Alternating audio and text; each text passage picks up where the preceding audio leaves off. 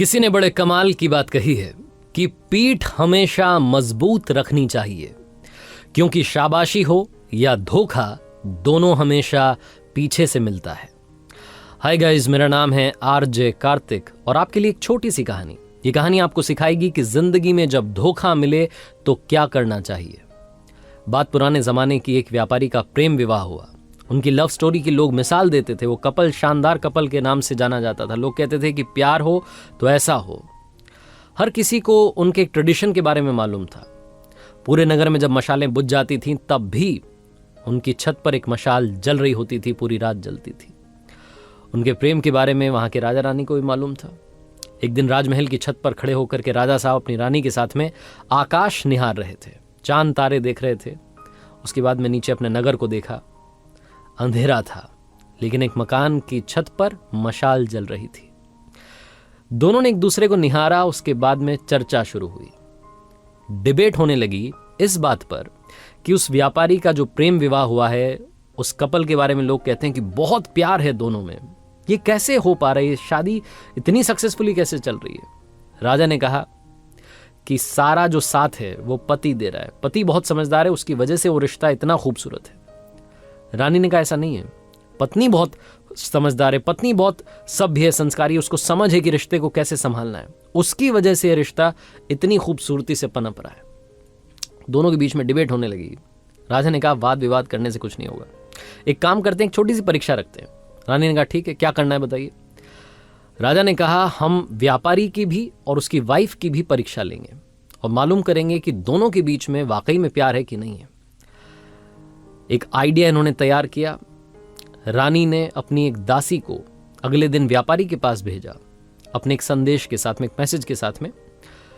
वो जो दासी थी व्यापारी के पास गई और जाकर के कहा कि रानी साहिबा ने मुझे भेजा है और रानी साहिबा कह रही हैं कि अगर आप, मुझे कहते हुए थोड़ा सा हिचक हो रही है। व्यापारी ने कहा बोलिए ना, क्या बात है, क्या कह रही हैं रानी साहिबा? तो दासी ने कहा कि रानी साहिबा कह रही हैं कि अगर आप अपनी पत्नी की हत्या कर दें तो रानी जी आपसे शादी करने के लिए तैयार हैं। वो आप पर मंत्रमुग्ध हो गई हैं, आपसे मोहित हो गई हैं। व्यापारी ने कहा कि आप मेरी तरफ से उनसे माफी मांगिएगा और उनसे कहिएगा कि 1000 रानियां भी आ जाएं तब भी मैं अपनी पत्नी को नहीं त्याग सकता, जिंदगी भर उसके साथ रहूंगा, उसकी रक्षा करूंगा। वो दासी ये मैसेज लेकर के वापस रानी के पास आई। अब की बार जो थी बारी वो राजा की थी और अब टेस्ट होना था उस व्यापारी की पत्नी का। राजा ने एक नौकर को वहां भिजवाया, एक संदेश उसके साथ में भिजवाया। नौकर ने जाकर के उस व्यापारी की पत्नी को कहा उसी दिन उसके घर पहुंच करके कि एक संदेश राजा साहब ने भिजवाया है और वो कह रहे हैं कि अगर आप अपने पति की हत्या कर दें तो राजा साहब आपसे विवाह कर लेंगे और आपको हमारे राज्य की रानी घोषित कर देंगे। जो व्यापारी की पत्नी थी उसने कहा कि आज रात में 2 से 3 बजे के बीच में हमारे घर की छत पर जो मशाल जलती रहती है वो बुझ जाएगी और जब वो बुझ जाए तो समझ जाइएगा कि मैंने अपने पति की हत्या कर दी है। मैं राजा साहब का ये जो प्रस्ताव है इसे मानने के लिए तैयार हूं। नौकर ये मैसेज लेकर के दौड़ करके राजमहल गया, राजा को बताया कि वो व्यापारी की पत्नी आपका प्रस्ताव स्वीकार कर चुकी है और आज रात में वो अपने पति की हत्या कर देगी, उसने कह दिया है। राजा ने फटाफट से अपने सैनिकों की एक टुकड़ी तैयार की और कहा कि देखिए हमें बचाव के लिए तैयार रहना है। जैसे वो मशाल बुझेगी फटाफट से उस व्यापारी घर में जाना है, उसको बचाना है, उसकी जान बचानी है। सबने कहा ठीक है।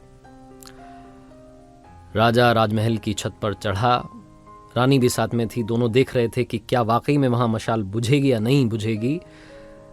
चौंकने वाली बात यह थी कि 2 से 3 बजे के बीच में मशाल बुझ गई, क्योंकि व्यापारी जब वापस आया था अपनी दुकान से तो खाना वाना खाने के बाद जब सोने चले गए थे, सारी बातें वैसी ही चल रही थी जैसी चलती थीं। लेकिन इस बीच में उस व्यापारी की पत्नी ने खेल कर दिया था। व्यापारी की पत्नी ने एक फांसी का फंदा तैयार किया था और 2 से 3 बजे के बीच में अपने पति को ही फांसी पर लटका दिया था। जैसे ही वो मशाल बुझी, राजा के सैनिक दौड़ करके उस व्यापारी के घर में गए। व्यापारी की पत्नी को तो गिरफ्तार कर लिया, लेकिन उस व्यापारी की जान को नहीं बचा सके। उस रात राजा को नींद नहीं आई। अगली सुबह उसका दिमाग गर्म था, गुस्से में था, खुद से उसको गुस्सा आ रहा था कि ये क्या हो गया। उसे महिलाओं को देखने का मन नहीं कर रहा था, उसे नारी से नफरत हो गई थी। उसे लग रहा था कि ये क्या धोखेबाजी हुई है, ऐसा नहीं होना चाहिए था। बहुत गुस्से में था। जो उनके राज्य का सबसे बुद्धिमान मंत्री था, जो सबसे बड़ा मंत्री था, उसको बुलाया और कहा कि सुनो, अभी जंगल में जा रहा हूं शिकार के लिए, वापस आऊंगा शाम में, तब तक हमारे नगर में जितनी महिलाएं हैं सबके गले कटवा दो, सबको फांसी पर लटकवा दो, ये मेरा आदेश है और आपको मानना होगा। राजा को पता नहीं क्या हो गया। राजा घोड़े पर सवार होकर के जंगल की तरफ निकल गया। यहां मंत्री के होश उड़ गए। उसे समझ नहीं आया कि ये क्या हो रहा है। राजा साहब ने क्या उलूल जुलूल सा आदेश दे दिया, उन्हें महिलाओं से नफरत हो गई। मंत्री अपने बूढ़े पिता के पास गया, जो कि एक वक्त में उस राज्य का मंत्री था, और जाकर के कहा कि पिताजी, राजा पागल हो गया है। राजा कह रहा है कि जितनी भी नारियां हैं, जितनी महिलाएं हैं, उन्हें खत्म कर दो, उसे नारी जाति से नफरत हो गई। वो जो बूढ़ा पिता था उस मंत्री का, उन्होंने कहा कि बेटा एक काम करो, सबसे पहले तो तुम छुप जाओ, क्योंकि राजा आएगा तो गुस्सा तुम पर निकालेगा। मैं उससे बात कर लूंगा, तुम परेशान मत होना। शाम में राजा वापस आया और आकर के देखता है कि उसके नगर में वैसे ही महिलाएं घूम रही हैं। उसका गुस्सा और बढ़ गया। अपने राजमहल में मंत्री को ढूंढा, नहीं मिला तो उसके घर पहुंचा। घर जाकर के पूछा तो मालूम चला कि मंत्री वहां नहीं था। वहां था उस मंत्री का बूढ़ा पिता। उस मंत्री के बूढ़े पिता के पास राजा गया। उस मंत्री के बूढ़े पिता ने कहा, राजा साहब की जयकार हो। राजा साहब कैसे आना हुआ? राजा तो गुस्से में भरा हुआ था। उसने बोला कि तुम्हारा बेटा कहाँ गया? उसको मैंने एक आदेश दिया था, उसने माना नहीं। अब मैं उसका गला सबसे पहले कटवाऊंगा, मुझे उससे नफरत हो रही है। मंत्री के बूढ़े पिता ने राजा से कहा कि मुझे मालूम है आप क्यों परेशान हैं। आपके एक फैसले की वजह से एक व्यक्ति की जान चली गई और आपके सामने जो आपको लगता था कि प्यार वाला रिश्ता है, वो धोखेबाजी वाला रिश्ता निकला है।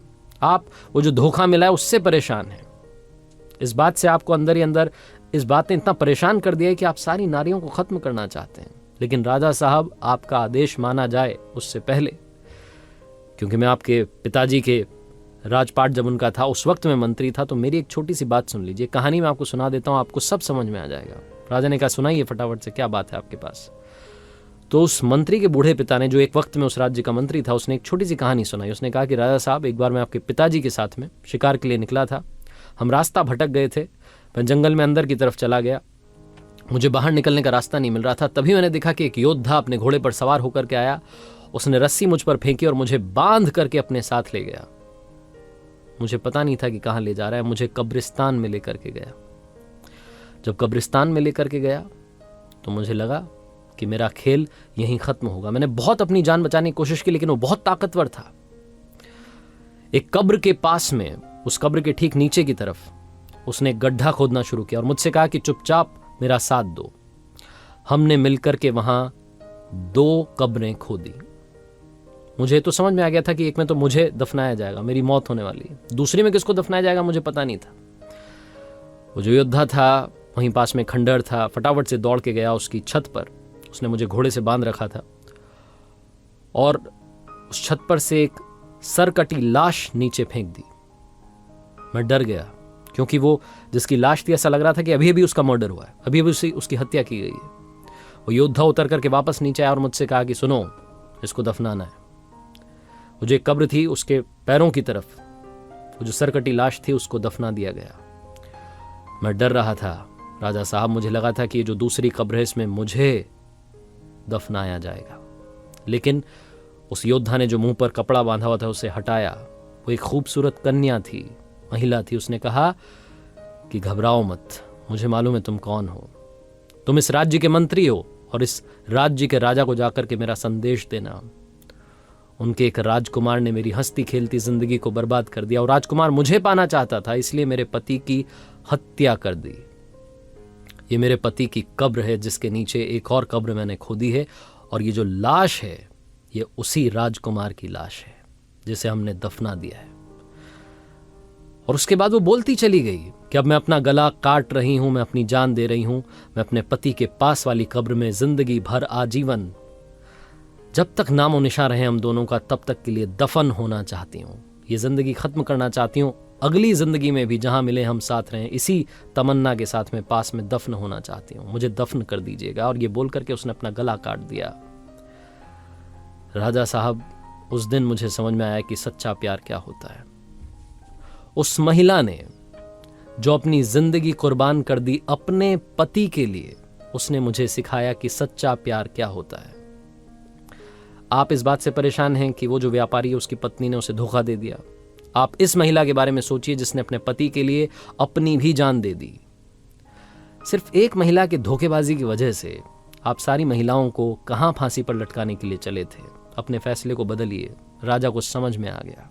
कहानी बहुत छोटी है लेकिन हम सब के लिए बहुत इंपॉर्टेंट मैसेज लेकर के आई है। हम सब लोग जिनको कभी ना कभी धोखा मिला है, हम अंदर से टूट जाते हैं। हमें लगता है कि ये लड़का ये लड़की खराब है। सारे लड़के खराब होते हैं, सारी लड़कियां खराब होती हैं। किसी एक व्यक्ति की वजह से जिसने आपको धोखा दिया है, बाकियों को भी उसी तराजू में तौलना बंद कीजिए। जिंदगी में हमेशा हमेशा याद रखिए कि अगर बुरे लोग इस दुनिया में हैं तो अच्छे लोग भी इस दुनिया में हैं। और अगर आपका एक रिश्ता टूट गया, आपको एक जगह से धोखा मिला है, इसका मतलब ये नहीं है कि आपको हमेशा ही धोखा मिलेगा। जिंदगी में प्यार जरूर मिलेगा, ये विश्वास रखिए। और अगर आपको प्यार मिल जाए तो प्यार करो इतना कि दुनिया करना चाहे आपके जितना। याद रखिए, हर सोमवार सुबह 9:30 बजे आरजे कार्तिक के सोशल मीडिया हैंडल्स पर देखिए एक नई कहानी।